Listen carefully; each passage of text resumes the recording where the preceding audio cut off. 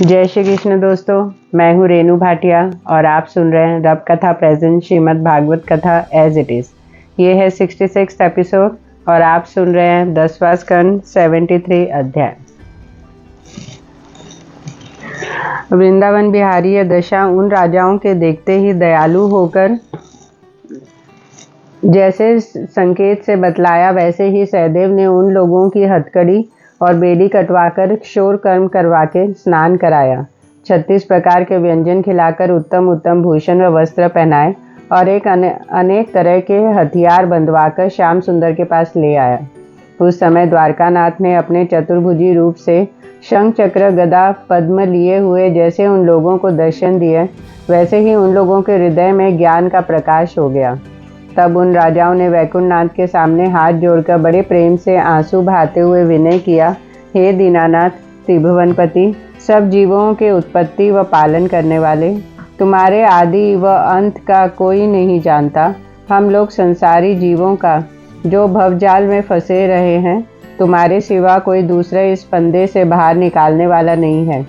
आप चाहते तो द्वारका में बैठे हुए अपनी इच्छा से राजा जरासंध को मार के हमें छुड़ा देते, केवल अपनी कृपा से यहाँ आकर हमें कृतार्थ किया। नहीं तो तुम्हारे चरणों के दर्शन बड़े बड़े देवता व ऋषिवरों को तप व जप करने से भी जल्दी ध्यान में नहीं आता। हे महाप्रभु, आपको हमारी दंडवत पहुँचे।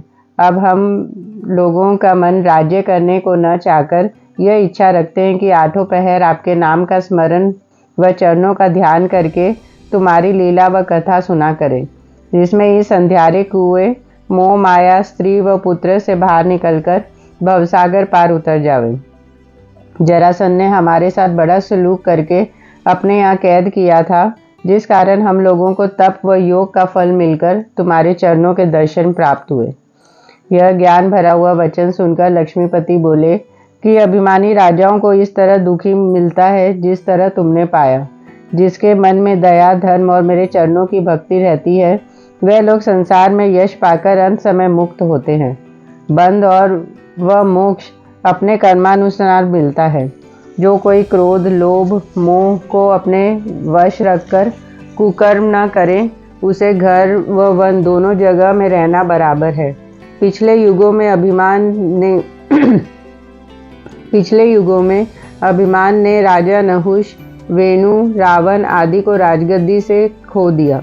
जिन्होंने अहंकार छोड़कर मेरी शरण पकड़ी, वह लोग विभीषण, हनुमान, अम्बरीश व प्रहलाद के समान अपना मनोकामना को पहुंचकर मेरे पास बने रहते हैं। अभिमानी मनुष्य बहुत नहीं जीता। राजा सहस्त्रबाहु को अपने बल व 1000 भुजाओं का अभिमान हुआ था, सो परशुराम जी ने उनकी भुजाएं फरसे से काटकर मार डाला। भौमासुर, वानासुर व कंसादिक अनेक अभिमानी राजा नष्ट हुए हैं। इसलिए तुम लोग दुख व सुख को समान समझकर सदा मेरे स्मरण व ध्यान में मग्न रहो, तो तुम्हें दुख न होगा। यह सुनकर सब राजाओं ने विनय किया कि आप दयालु होकर हमें अपने जप व पूजा की विधि बतला दीजिए, तो इसी तरह तुम्हारे स्मरण व ध्यान में लीन रहकर भवसागर पार उतर जावे। यह सुनकर वासुदेव नंदन ने कहा कि सब वेदों व शास्त्रों का मुख्य ज्ञान यह है कि किसी क्षण मुझे न भूलकर मेरी कथा व लीला सुना करो। संसारी व्यवहार स्वप्नत्व समझकर मेरे नाम पर यज्ञ व होम किया करो। प्रजा का पालन, ब्राह्मण साधु महात्मा की सेवा करो, झूठ मत बोलो। काम क्रोध मोह व लोभ को अपने वश में रखकर कुकर्म से रहित रहो, तो तुम लोगों को राज्य भोगने पर भी किसी तरह का दुख न होकर अंत समय वैकुंठ धाम मिलेगा। अब तुम लोग अपने अपने घर जाके बाल बच्चों का सुख देखो। राजा युधिष्ठिर ने राजसूय यज्ञ का आरंभ करके तुम लोगों को नवेता दिया है, सो हमारे पहुंचने से पहले हस्तिनापुर में जाओ। जब उनकी आज्ञा अनुसार सब राजा लोग अपने अपने घर जाने को तैयार हुए, तब सहदेव ने रथ घोड़े डेरे व सेवादिक अपने यहाँ से उनके संग कर दिए। वैकुंठनाथ ने सबके गले में एक एक माला मोतियों की अपने हाथों से पहनाई। जब वह सब राजा बड़े हर्ष से श्याम सुंदर का यश गाते हुए अपने देश को गए और सहदेव ने त्रिभुवनपति भीमसेन व अर्जुन का पूजन विधि पूर्वक किया, तब श्री कृष्ण जी सहदेव को साथ लेकर मगध देश से इंद्रप्रस्थ को चले। जब हस्तिनापुर के निकट पहुंचकर वासुदेव नंदन ने पांचजन्य भीमसेन ने पांडुलिक और अर्जुन ने देवदत्त शंख अपना अपना बजाया, तब उस शंख के शब्द सुनते ही राजा युधिष्ठिर बड़े हर्ष से नकुल और सहदेव अपने भाई व सेनापतियों समेत आगे आकर लक्ष्मीपति का सम्मान पूर्वक अपने घर लिवा ले गए। राजा दुर्योधन शंख का शब्द सुनकर बहुत उदास हो गया। जब वासुदेव नंदन अर्जुन व भीमसेन राजा युधिष्ठिर के चरणों पर गिरे, तब उन्होंने उनको अपनी छाती से लगाकर प्रेम के आंसू बहाए और जरासंध के मारे जाने का समाचार सुनकर अति प्रसन्न हुए। 74वां अध्याय। सुखदेव जी ने कहा, हे परीक्षित, राजा युधिष्ठिर ने ज्ञान की राह श्याम सुंदर के सामने हाथ जोड़कर विनय किया। हे त्रिभुवनपति, आपने ब्रह्म व महादेव आदि सब देवताओं के मालिक होकर मेरे वास्ते ब्राह्मण रूप धरकर भीख मांगना स्वीकार किया, इसलिए मैं अपने बराबर किसी दूसरे का भाग्य नहीं समझता। जिन चरणों का दर्शन बड़े बड़े योगी व ऋषिवर व देवता को जप व तप करने से जल्दी ध्यान में नहीं मिलता, उन्हीं चरणों से तुमने मुझे अपना भक्त जानकर मेरा घर पवित्र किया। जिनके चरणों का धोवन गंगा जी होकर तीनों लोकों को तारती है, वही परब्रह्म परमेश्वर तुम मेरी आज्ञा पालन करते हो। यह सब तुम्हारी दया भावक भक्त वत्सलता की राह से है, नहीं तो ब्रह्मा व महादेव आदि ऐसा सामर्थ्य नहीं रखते जो तुम्हारे ऊपर आज्ञा करें। संसारी मनुष्य राज्य व धन पाने से किसी को अपने बराबर नहीं समझता। आप त्रिभुवनपति होकर मेरे यहाँ कोई काम छोटा या बड़ा करने में कुछ अभिमान नहीं रखते। कुंती ने जरासंध का मारना सुनकर श्याम सुंदर से विनय किया, हे महाप्रभु, अब तुम्हारी कृपा से राजसूय यज्ञ अच्छी तरह संपूर्ण होगा। यह वचन सुनते ही भीमसेन हंसकर बोला, हे माता, तुम झूठी स्तुति मुरली मनोहर की क्या करते हो? जरासंध को मैंने मारा है। यह बात सुनकर केशव मूर्ति बोला, हे माता, भीमसेन सत्य कह रहा है, पर मैंने इनको सैन से बतला दिया था कि जरासंध के दोनों टांगे चीरकर फाड़ डालो। उसी समय से वो मारा गया। यह सुनकर युधिष्ठिर आदि सब लोग हंसने लगे। सातों द्वीप नवोखंड में के चंद्रवंशी व सूर्यवंशी राजा अपनी अपनी स्त्रियों समेत द्रव्य व रत्नादिक भेंट देने के वास्ते साथ लेकर हस्तिनापुर में आए। राजा युधिष्ठिर ने उनकी भेंट लेकर नगर के चारों तरफ उन लोगों को डेरा दिया और यथा योग्य सबका सम्मान किया। उनमें जो राजा जरासंध की कैद से छूटकर आए थे, वह लोग बड़े हर्ष से यज्ञ का सब काम करने लगे। सब नेवधारी राजाओं ने श्याम सुंदर व रुक्मणी आदि 8 पटरानियों का दर्शन प्रेम से करने लोचनों का फल पाया। नकुल जाकर भीष्म पितामह व दुर्योधन आदि कौरवों को अपने यहाँ लिवा लाया। शुकदेव, वेदव्यास, नारद मुनि, कैश्यप, वशिष्ठ, वामदेव, अत्रि, परशुराम, धूम्र, भारद्वाज, च्यवन, कण्व, मैत्रेय आदि बहुत से ऋषिवर और ब्रह्मा, महादेव, इंद्र, गंधर्व, किन्नर, यक्ष, लोकपालादिक सब देवता व महात्मा लोग अपनी अपनी स्त्रियों समेत राजा युधिष्ठिर का नेता व वैकुंठनाथ के दर्शन करने के लिए इस यज्ञ में आए। उन्होंने त्रिभुवनपति का दर्शन करके अपना अपना जन्म सफल किया। राजा युधिष्ठिर ने देवताओं और ऋषिवरों का पूजन विधि पूर्वक करके उन्हें जड़ाऊ सिंहासन पर बिठाया। उनके सिवा और बहुत से अनगिनत चारों वर्ण जो अनेक देशों में वहां आए थे, उन लोगों का सम्मान यथा योग्य किया। श्याम सुंदर के आज्ञा अनुसार यज्ञ का एक एक काम सब राजाओं को बांट दिया। जब यज्ञ करने का मुहूर्त आया, तब द्वारकानाथ ने हंसकर राजा युधिष्ठिर से कहा कि अब तुम यज्ञ करने के लिए बैठो, हम और अर्जुन आदि सभी लोगों का सम्मान करेंगे। यह सुनते ही राजा युधिष्ठिर ने सब कपड़े उतारकर नई धोती पहन ली और शुभ लग्न के सुवर्ण के हल में अपना हाथ यज्ञ करने के लिए पृथ्वी जोतकर तैयार की। साकल्य आदि यज्ञ की सब वस्तुएं मंगवाकर स्वर्ण के बर्तनों में ऋषिवरों के पास रखवा दी। जब ब्राह्मणों व ऋषिवरों ने वेदी और अग्निकुंड बनाकर वेद मंत्र पढ़ना आरंभ किया, तब राजा युधिष्ठिर द्रौपदी से गांठ जोड़कर यज्ञशाला में आए और आसन पर बैठकर अग्निकुंड में आहुति देने लगे। उस समय देवताओं ने वैकुंठनाथ की आज्ञा अनुसार प्रत्यक्ष अपना अपना हाथ फैलाकर यज्ञ का भाग लिया। राजा युधिष्ठिर ने सब ब्राह्मणों के हाथ में सोने के स्त्रुवा होम करने के वास्ते दिया था, और सब सुनहरे बर्तन यज्ञ के देखकर नेता वाले आश्चर्य मानकर कहते थे कि इतना द्रव्य राज्य के पास कहाँ से आया और की ऐसी तैयारी की। उनमें ज्ञानी लोग उत्तर देते थे कि जिस पर लक्ष्मीपति आप सहायक हो उनको क्या कमी है। यह वचन उन लोगों के सुनते ही राजा युधिष्ठिर हंस दिए। जब राजा युधिष्ठिर का राजसूय यज्ञ अच्छी तरह संपूर्ण हुआ तब सब देवता व गंधर्वादिक राजा युधिष्ठिर के भाग्य की बड़ाई करने लगे और दुदुमी बजाकर उन पर पुष्पों की वर्षा की। उस समय राजा युधिष्ठिर ने भीष्म पितामह व दूसरे छत्रधारी राजाओं से पूछा कि अभी तक किसी ने उत्तर नहीं दिया था कि जरासंध के पुत्र सहदेव ने उठकर राजा युधिष्ठिर से विनय किया, महाराज आप जानबूझकर क्या पूछते हैं? द्वारकानाथ त्रिभुवनपति के सिवा दूसरा कौन पूजने योग्य है जिसकी पूजा करोगे? श्याम सुंदर ने सब जगत की उत्पत्ति व पालन व नाश करने वाले होकर पृथ्वी का भार उतारने व धर्मियों को मारने के लिए अपनी इच्छा से अवतार लिया है, इसलिए उन्हीं को अग्नि रूप व यज्ञ पुरुष जानना चाहिए। जिस तरह वृक्ष की जड़ में पानी देने से सब डाली व पत्तों को वह जल गुण करता है, उसी तरह कृष्ण चंद्र की पूजा करने से सब देवता तृप्त होंगे। वासुदेव नंदन का भेद कोई नहीं जानता। जितनी वस्तुएं संसार में देखते हो सब उन्हीं की उत्पत्ति से हुई है। गंगा जी इनके चरणों की धोवन होकर तीनों लोकों को तारती है। इनका स्मरण व ध्यान करने व कथा सुनने से सब पाप छूटकर मुक्ति मिलती है। जिस तरह आप साक्षात परब्रह्म परमेश्वर विराजते हैं वह दूसरे की पूजा नहीं हो सकती। यह सब परमेश्वर की माया है जो हम लोग अपने भाई बंधु व यदुवंशी इनको समझते हैं। सहदेव का यह वचन सुनकर श्याम सुंदर उसे सैन से बरसने लगे कि तुम कुछ मत कहो, पर जितने देवता व ऋषिवर व ज्ञानी राजा जो उस यज्ञ में बैठे थे यह बात सुनते ही बोल उठे, हे सहदेव, तेरी बुद्धि और तेरे माता पिता व गुरु को धन्य है जिन्होंने तुझको ऐसा ज्ञान सिखाया। तुम्हारे पुरुष इसी तरह धर्मात्मा व ज्ञानी होते आए हैं।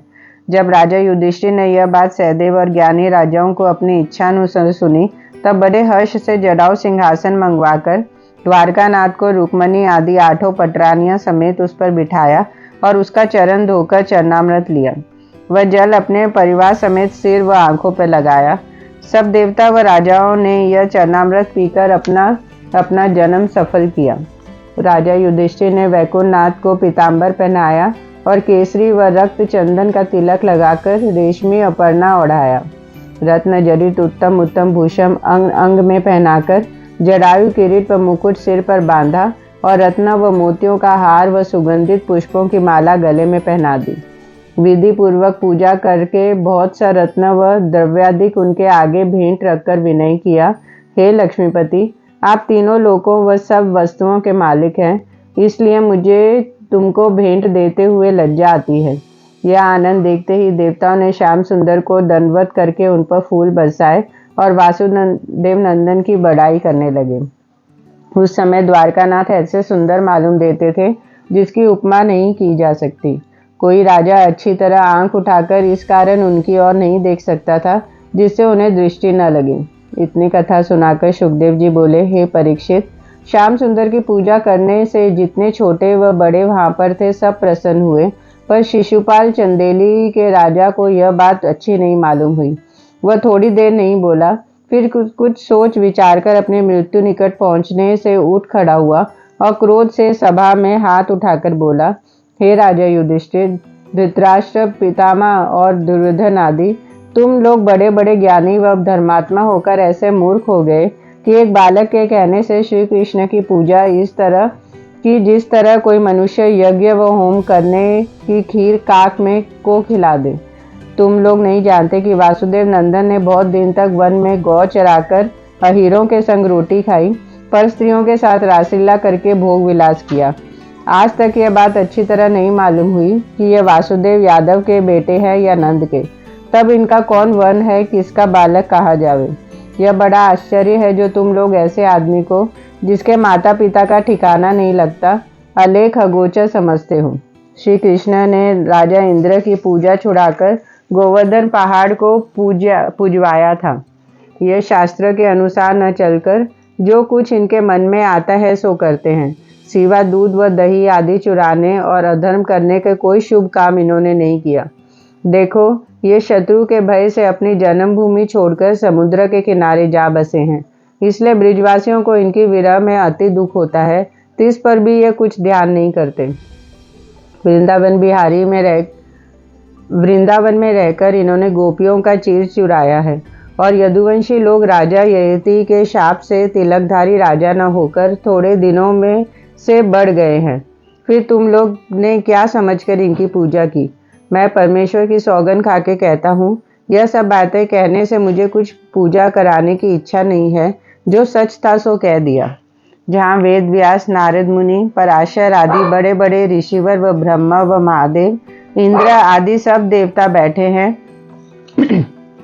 वहाँ श्री कृष्ण की पूजा करना इस तरह समझना चाहिए जिस तरह होम की सामग्री कोई कुत्ते को खिला दे।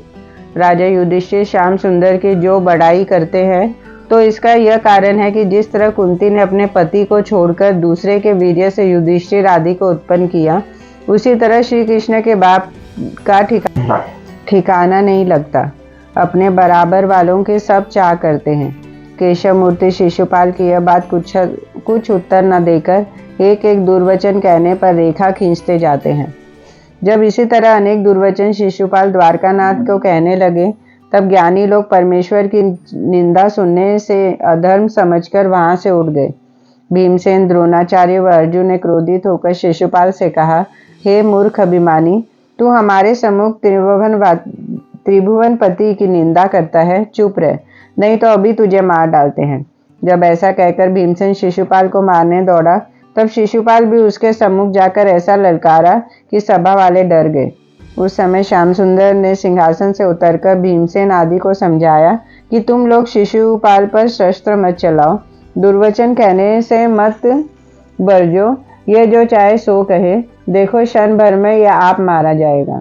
जब वैकुंठनाथ के बरजने से भीमसेन ने शिशुपाल को नहीं मारा, तब राजा युधिष्ठिर उससे बोला, देखो शिशुपाल, मेरी सभा में वैकुंठनाथ को तू ऐसा दुर्वचन कहता है, पर क्या करूं, त्रिभुवन पति की आज्ञा बिना कुछ कह नहीं सकता। जब इसी तरह शिशुपाल ने 101 कठोर वचन श्याम सुंदर को कहे और उनके भक्त युधिष्ठिर को भी दुर्वचन सुनाया, तब वासुदेव नंदन ने क्रोधावश होकर पूजा की थाली को अपने मंत्र से सुदर्शन चक्र बनाकर शिशुपाल का सिर काट डाला। उसके धड़ से एक ज्योति निकलकर पहले आकाश में जाकर फिर श्री कृष्ण जी के मुख में समा गई। यह चरित्र देखकर देवताओं ने श्याम सुंदर पर फूल बरसाए और ऋषिवर लोग उनकी स्तुति करने लगे। दूसरे राजाओं ने शिशुपाल ऐसे अधर्मी की मुक्ति देखकर बड़ा आश्चर्य माना। इतनी कथा सुनाकर परीक्षित ने पूछा, हे मुनिनाथ, श्री कृष्ण जी ने शिशुपाल को ऐसे कठोर वचन कहने पर किस तरह मुक्ति दी और 101 रेखा खींचकर उसे मारने का क्या कारण था? सुखदेव जी बोले, हे राजन, यह हाल इस तरह है कि जय और विजय ने सनकादिक के शाप देने से 3 बार संसार में जन्म लिया और 3 बार परमेश्वर से शत्रुता करके मुक्ति पाई। जब पहले उन दोनों ने हिरण्याक्ष व हिरण्यकशिपु होकर देवताओं को दुख दिया, तब नारायण जी ने वारा का नरसिंह अवतार लेकर उनका वध किया। दूसरी बार जब वे रावण व कुंभकर्ण का जन्म लेकर गौ ब्राह्मण को दुख देने लगे, तब वैकुंठनाथ ने श्री रामचंद्र जी का अवतार लेकर उनको मार डाला। हे राजन, शिशुपाल व दंतवक्र मुरली मनोहर को अपना शत्रु जानकर दिन रात उनका ध्यान करते थे। इसी वास्ते श्री कृष्ण जी पर ब्रह्म अवतार के शाप ने की अवधि बीतने पर शिशुपाल व दंतवक्र का सिर सुदर्शन चक्र से काटकर उनको वैकुंठ में भेज दिया। 100 रेखा खींचने का कारण यह है कि महादेवी नामक वासुदेव जी की बहन दमघोष राजा चंदेली को ब्याही गई थी।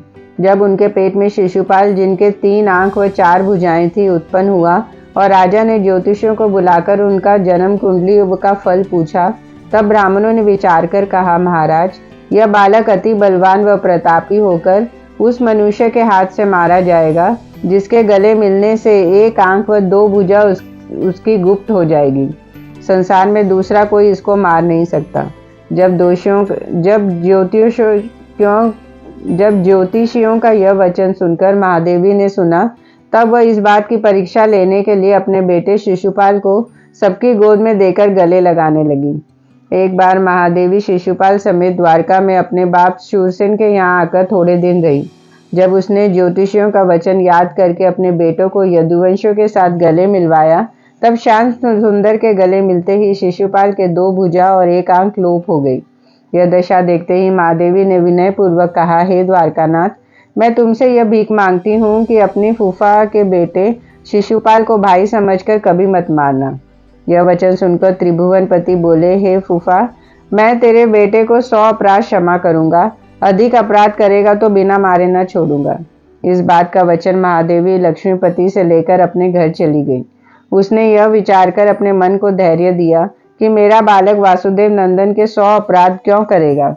इसी वास्ते श्याम सुंदर ने 100 कठोर वचन शिशुपाल के सहकर उसे मारा और वही गुप्त बात द्वारकानाथ ने राजसूय यज्ञ में कहकर सब राजाओं का संदेह छुड़ाया।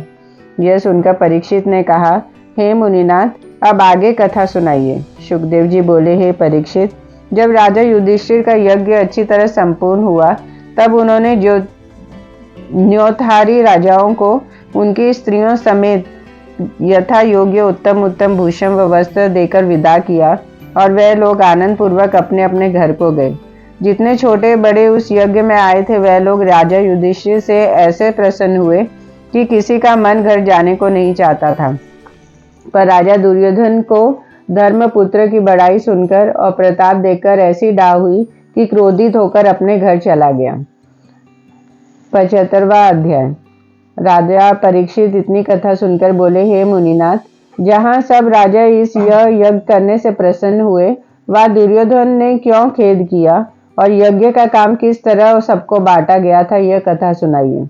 शुकदेव जी बोले, हे परीक्षित, तुम धन्य हो जो हरि कथा सुनने से तृप्त नहीं होते।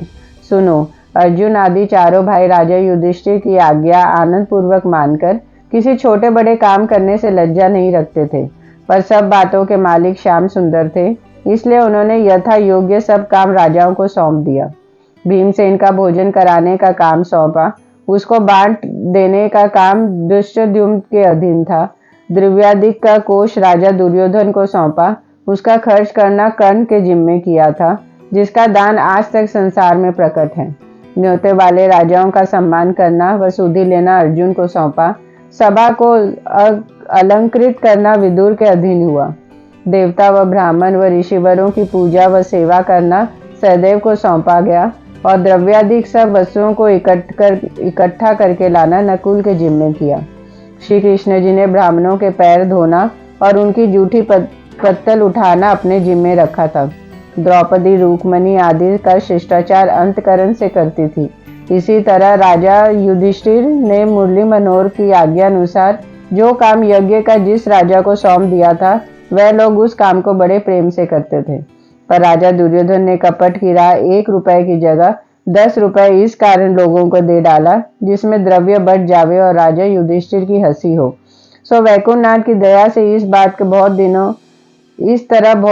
देने में राजा का अधिक यश व धर्म होता था। दुर्योधन के हाथ में चक्र रहने से ऐसा प्रभाव था कि जिस भंडारे से वह 1 रुपए खर्च करे, उसमें 10 गुना बढ़ जावे। यह कारण द्वारकानाथ अंतर्यामी ने उसे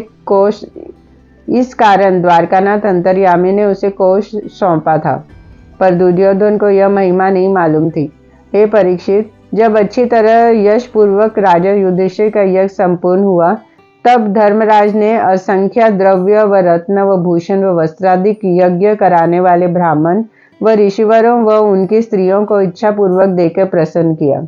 सब छोटे बड़ों को साथ लिए हुए गंगा के किनारे जाकर वहां द्रौपदी समेत विधि पूर्वक स्नान किया। उस समय ब्राह्मण व ऋषिवरों ने वेद पढ़ा और देवताओं ने राजा युधिष्ठिर पर फूल बरसाए और कहा कि धन्य भाग धर्मराज का है, जिसने ऐसा कठिन यज्ञ संपूर्ण किया।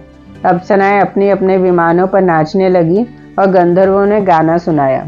उस समय जब हस्तिनापुर वासी उत्तम उत्तम भूषण व वस्त्र पहने हुए शोभा देखने के लिए अपने अपने कोठे व खिड़कियों में बैठकर राजा युधिष्ठिर की भाग्य की बड़ाई करते थे, उनका रूप व नगर की शोभा देखकर सब यदुवंशी आपस में कहने लगे कि हम लोग जानते हैं कि द्वारकापुरी के बराबर दूसरा नगर संसार में न होगा, पर हस्तिनापुर उससे भी उत्तम दिखलाई दिया।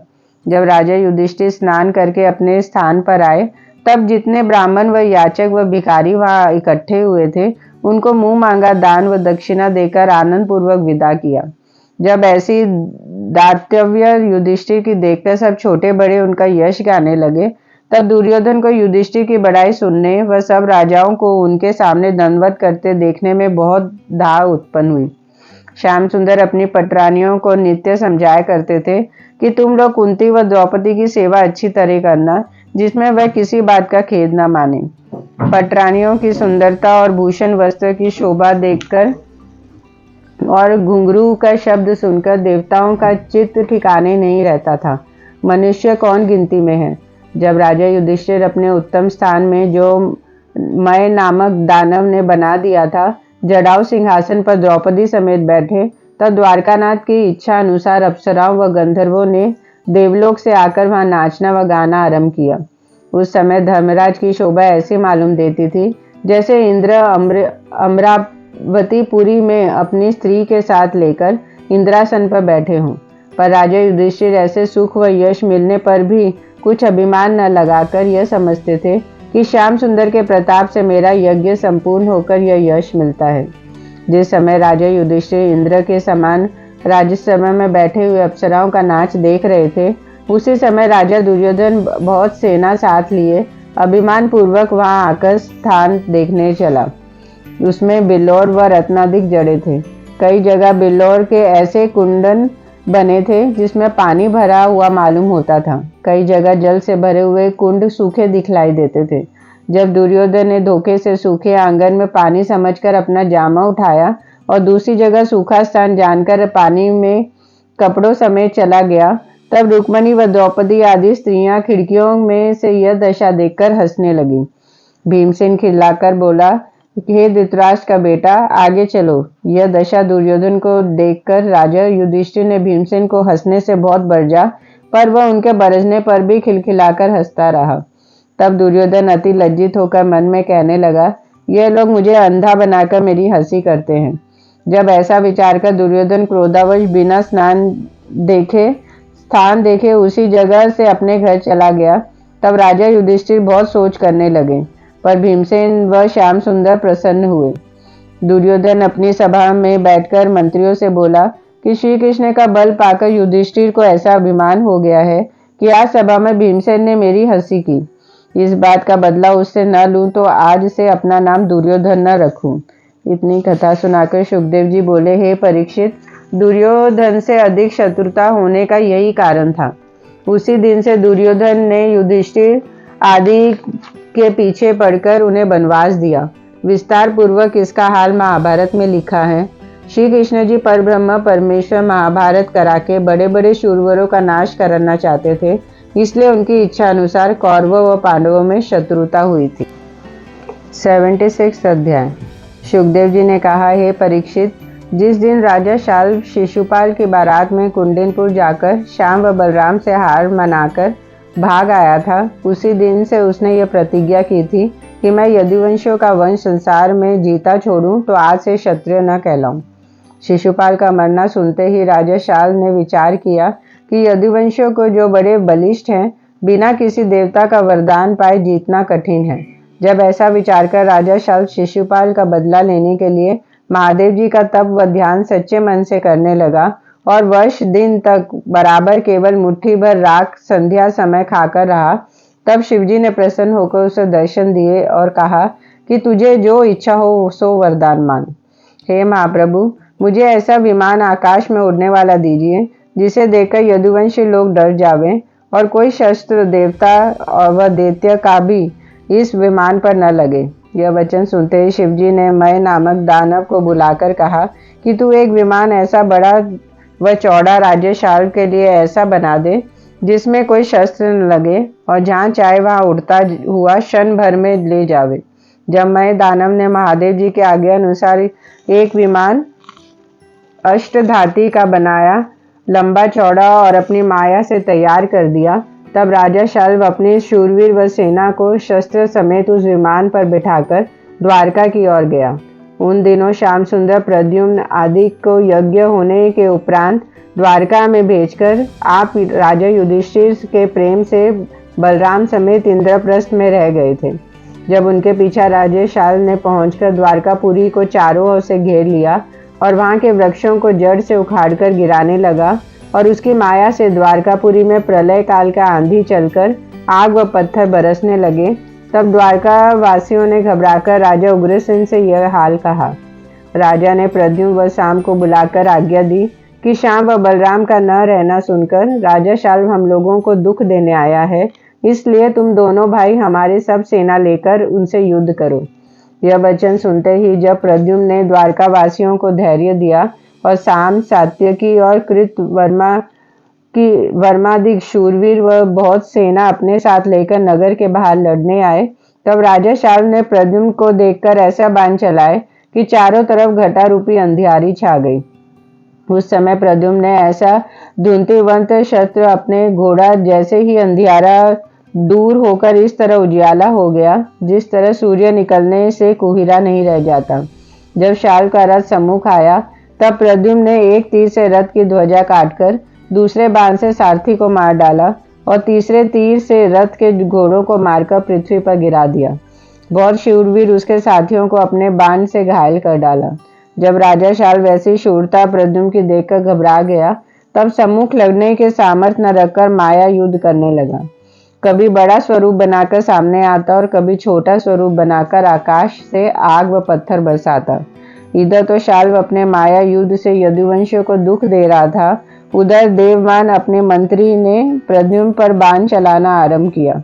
उस समय कामरूप प्रद्युम्न ने अपने तीरों से उनका बाण काटकर एक तीर उसको ऐसा मारा कि देवमान अचेत हो गया।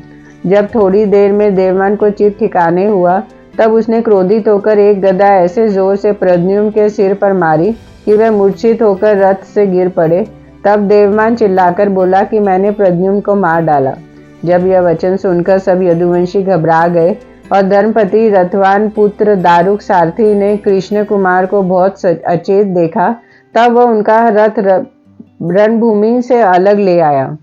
जब थोड़ी देर बीते प्रद्युम्न चैतन्य हुए, तब उन्होंने अपना रथ रणभूमि में न देखकर बड़े क्रोध से सारथी से कहा, तूने बहुत बुरा किया जो मुझे रणभूमि से अलग कर लाया। हे धर्मपति, तूने मुझे कभी युद्ध से भागता देखा था जो आज रणभूमि से भगाकर मेरे माथे पर कलंक का तिलक लगाया। अब मैं श्याम व बलराम को अपना मुंह क्या दिखलाऊंगा। संसारी लोग मेरी हंसी करके भाई लोग मुझे नपुंसक कहेंगे। रुक्मणी माता मेरे उत्पन्न होने का दुख मानेगी। भौजाइयां मुझे लज्जित करेंगी कि तूने यह काम करके अपने बाप का नाम धराया और जगत में मेरी हंसी कराई। जब धर्मपति की यह बात सुनकर प्रद्युम्न की सुनी, तब रथ से उतरकर हाथ जोड़कर विनय की, हे दीनदयालु, आपसे कुछ हाल राजनीति का छिपा नहीं है। मेरे गुरु ने ऐसा बतलाया कि जब महारथी लड़ते समय अचेत हो जावे, तब उसके सारथी को चाहिए कि उसका रथ रणभूमि से अलग लेकर खड़ा रखे। सारथी घायल हो जावे तो महारथी को उसकी रक्षा करना उचित है। इसलिए जब तुम गदा लगने से अचेत हो गए, तब मैंने तुम्हारा रथ रणभूमि से विलग लाकर खड़ा कर दिया। हे महाप्रभु, दौड़ते समय मेरा रथ पीछे रहकर रस्सी या पहिया उसका टूट जाता तो मैं दोषी होता। बिना अपराध सेवक पर क्रोध करना न चाहिए। थोड़ी देर आराम कर चुके, अब चलकर संग्राम कीजिए। यह वचन सुनकर प्रद्युम्न बोले, हे धर्मपति, तुमने तो अपने गुरु की आज्ञा अनुसार यह काम किया, पर इसमें मेरी नाम धराई हुई, इसलिए तुम सौगंध खाओ कि यह हाल किसी से हम नहीं कहेंगे। जब धर्मपति ने सौगंध खाकर प्रद्युम्न का सोच छुड़ाया, तब उन्होंने हाथ मुंह धोकर धनुर्बाण अपना उठा लिया और अपना रथ रणभूमि में ले आए। राधे राधे। प्रेम से बोलो राधे राधे।